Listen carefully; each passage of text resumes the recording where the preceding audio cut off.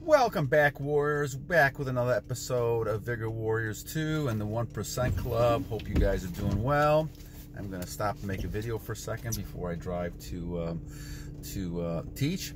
But thank you once again for the subscriptions. I always want to thank you guys because I wouldn't be doing this unless it really was something that kind of benefited people that are listening and viewing, and I'm hoping it is. And it sounds like from your comments and things that we are making some headway. And I just wanted to kind of share, like I said, in the channel, to kind of focus on all the activities and behaviors that might help you become a better person. So we're going to go back to the book, Think and Grow Rich, right?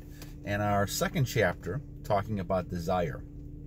And Napoleon Hill says, whatever the mind of man can conceive and believe, it can achieve. So whatever the mind of man can conceive and believe, it can achieve. And I think that's the key to a lot of success. Starts off with the desire you have to really be something important.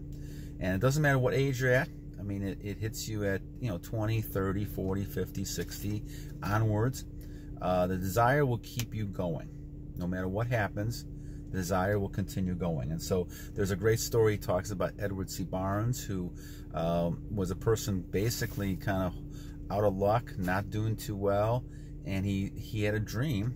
He wanted to become the partner of Thomas Edison, and it didn't look like it was going to happen for a long time. He finally got to the point where he got a meeting with Edison, and it still didn't look like anything was going to happen, but Edison saw something in his eyes, and that goes back to the desire. Something in your eyes saying that you want to achieve and so you want to continue to do well. And so Edison hired him to do something. It was kind of a menial type of job, but he worked his way up to the point where eventually he had a stroke of opportunity and luck, and he created an invention and went into partnership with Edison, and that was his goal. So these things can happen. Now, you have to continue to think about this, use this type of idea to do that. But you have the desire that you have to try to achieve at all costs. You can never give up, and no matter how you're feeling, you have to continue to move on forward. Now, how does retention help you with this? Of course, retention is going to keep your energy inside of you, keep all that nutrients, all those things inside of you to be able to be strong and to be able to focus and be able to kind of think of things that are going to achieve your goal and have that deep desire. So a couple other things he wants to talk about in here, and this is another one. Barnes did a good job. One of the things that a lesson out of here is on the next page. He talks about that Barnes left himself no possible way to retreat. So he went over there to go meet with Edison with no money, no nothing. He had to survive. This is when people create the best. When there's no retreat, they have to go forward. Now, guys, there's people who are in this world who are fortunate enough to have a lot of things and they become spoiled. They never get to this point where they have no retreat, that they have to go forward. He had to win or perish, and that's what he's talking about. He also talks about a great warrior. I don't think he names a warrior, but once again, this is the way warriors are, right? He talked about the fact that he had to make a decision on a battlefield, right? He was about to send his enemies against a powerful foe who men outnumbered his. He loaded his soldiers in boats, sailed to the enemy's country, unloaded soldiers and equipment, and then he gave the order to burn all the ships that carried them. So basically he was saying that, okay, the ships that carried our soldiers to this island, they're all burned. So we have no choice either to win or perish. And if you have that attitude, you're never going to lose. You'll eventually find ways to win. While other people who don't think like that will just kind of give up, and they won't succeed in those type of things they want to succeed. And it may come something early in life for some people. It may come later in life. The idea is that you have to continue to keep trying and go forward no matter what happens. We all get points in our life that we're going to have ups and downs, right? I've experienced this many times, right? But the thing you have to do is continue to battle on, continue to go forward. Don't give up, keep trying. And that's what happens to Edward C. Barnes here and also this warrior. He gives another great example about the morning after the Chicago fire. And some of you may or may not know that Chicago had a huge fire in 1871, I believe it was, and everything was burned except the water tower place. And that's still here, actually, in the Chicagoland area. And so the morning after the fire, Hill writes that a group of merchants stood on State Street looking at the smoking remains of what had been their stores. They went into conference to decide whether they would try to rebuild or leave Chicago and start over in a more promising section of the country. Okay, so some people decided to go.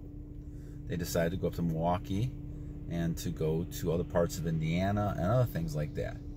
But the one merchant who decided to stay and rebuild points at the finger of the store, the remains of the store.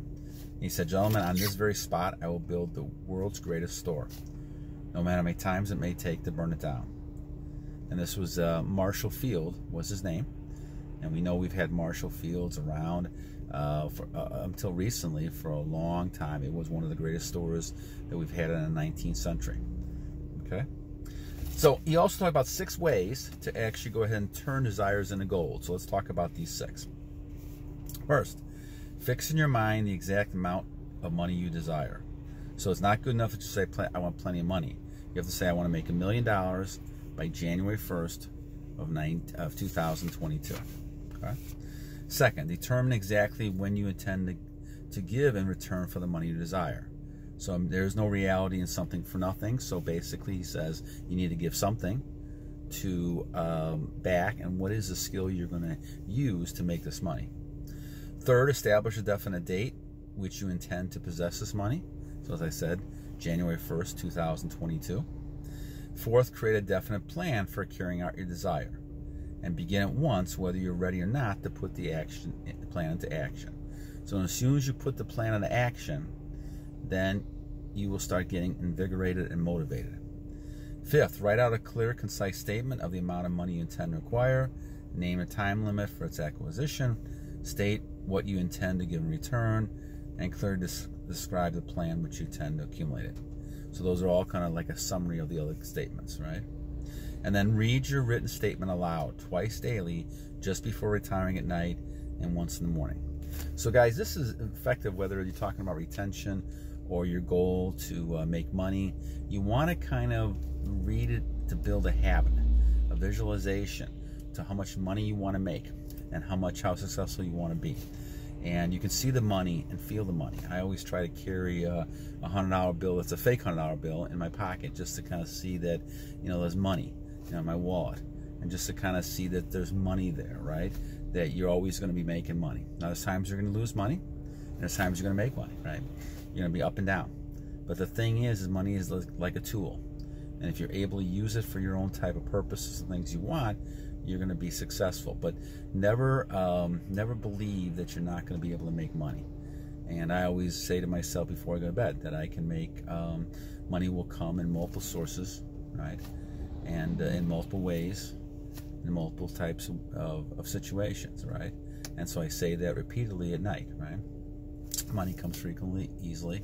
Money comes frequently all the time. Those type of things I always repeat to myself before I go to bed and when I get up, knowing that these are the types of things I'm thinking about all the day, during the day. And that gets you more money conscious, and thoughts once again become things.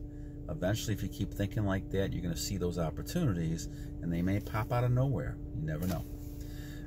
And so this chapter is a good one on desire. The other thing he does is he gives a great story about his son, who actually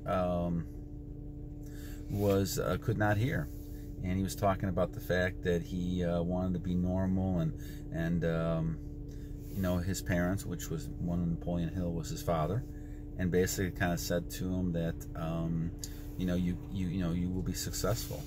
And so eventually he never, you know, got discouraged, or he never was taught that he couldn't succeed even though he had a disability.